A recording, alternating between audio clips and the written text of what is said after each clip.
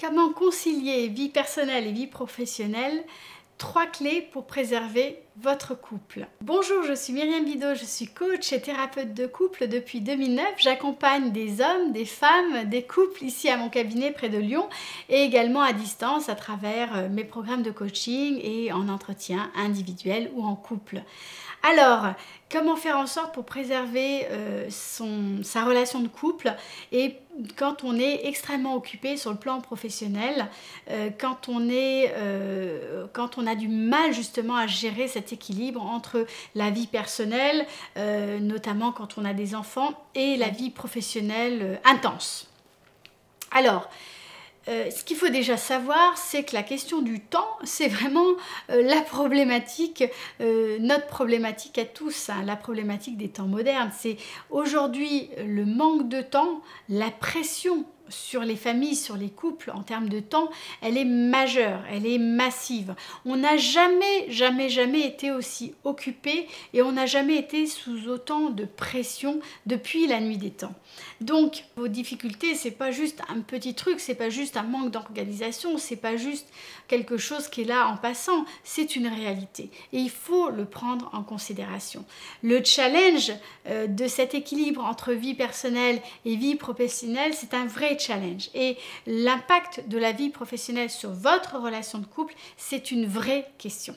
Donc voilà, je vais partager dans cette vidéo 3 clés et je vous invite à rester jusqu'à la fin de la vidéo pour pouvoir les connaître, pour pouvoir trouver plus d'équilibre et s'assurer que votre couple va être suffisamment solide et pérenne pour pouvoir assurer la continuité de votre famille. La première clé, c'est véritablement de considérer votre couple, votre partenaire, comme votre priorité numéro 1 dans votre vie. Alors c'est peut-être quelque chose d'un petit peu compliqué à entendre parce que c'est peut-être une notion nouvelle ou une notion un peu étrange, mais c'est indispensable. Votre partenaire, votre couple, ça doit être votre priorité numéro 1. Alors bien sûr, il ne s'agit pas de s'oublier pour que l'autre devienne la priorité numéro 1. Il s'agit simplement de poser quelque chose de clair et de net en termes d'intention. Mon partenaire, mon couple, c'est ma priorité numéro 1. Même si mon temps est passé largement sur notamment mon travail, mais je formule ce choix-là, je formule ce vœu-là et mon partenaire, mon temps, mon couple, c'est ma priorité numéro 1. Quand vous avez cette intention-là, déjà il y a quelque chose qui change dans la relation. Déjà, il y a quelque chose qui change pour votre partenaire et quand c'est réciproque, il se crée un lien véritablement de sécurité qui peut permettre de développer l'intimité, même si on passe relativement peu de temps ensemble dans la relation.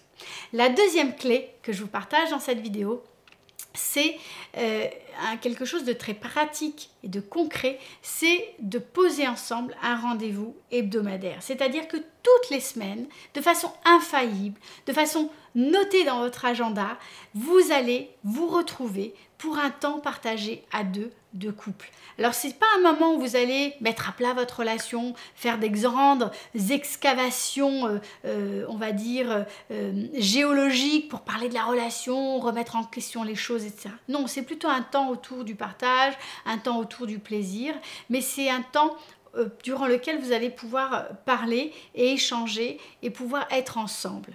Et ça, de façon vraiment inscrite dans votre agenda. Vous choisissez 2 heures dans la semaine, vous posez ces 2 heures dans votre agenda et vous choisissez une activité à partager. Ça peut être un temps au restaurant entre midi et 2, ça peut être un apéro tous les vendredis soirs ensemble, ça peut être une session au cinéma mais suivie d'un verre, etc. Ensemble. Voilà, ça ce sont des petits exemples. Mais déjà posez ce rendez-vous et faites-le. Et quand vous ne le faites pas, continuez à le faire pour créer un rituel. Troisième clé pour pouvoir équilibrer votre vie personnelle et votre vie de couple, c'est comprendre que même s'il y a peu de temps pour votre partenaire, même s'il y a peu de temps pour votre couple, ce temps-là a besoin d'être un temps de qualité.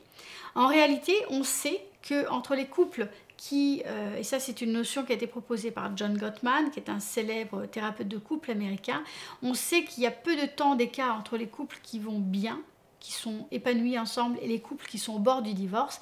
Et cette moyenne de temps hebdomadaire est de 5 heures par semaine. Donc c'est pas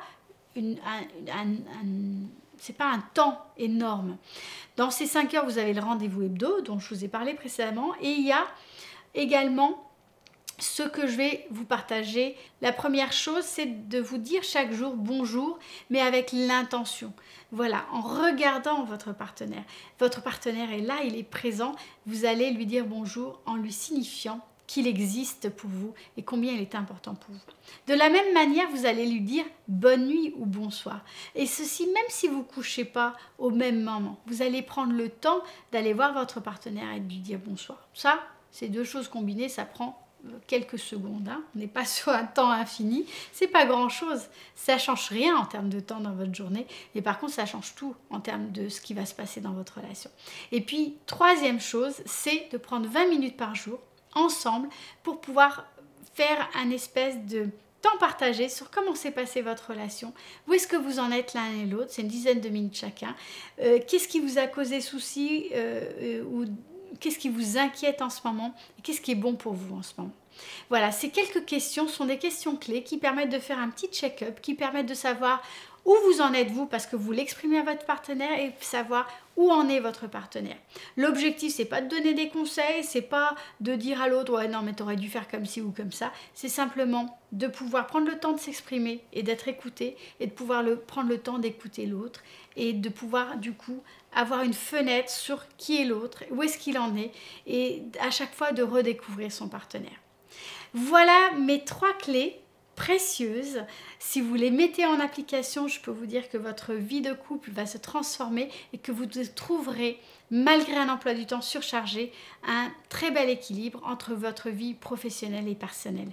Je suis très intéressée de savoir en commentaire comment vous faites pour gérer le côté pro et le côté perso parce que c'est un vrai défi, donc partagez-le moi en commentaire. N'hésitez pas également à me poser vos questions. Si vous voulez développer votre relation de couple, j'ai un cadeau pour vous. En dessous de cette vidéo, vous avez un lien pour télécharger mon kit de survie en communication en couple et je pense que ça peut être extrêmement utile et pertinent pour vous. Si vous avez aimé cette vidéo, mettez un petit pouce bleu, partagez cette vidéo si vous pensez qu'elle vous a été utile et surtout si vous pensez qu'elle puisse être utile à quelqu'un de votre connaissance. Je vous souhaite une très belle journée, je vous dis à bientôt pour une prochaine vidéo.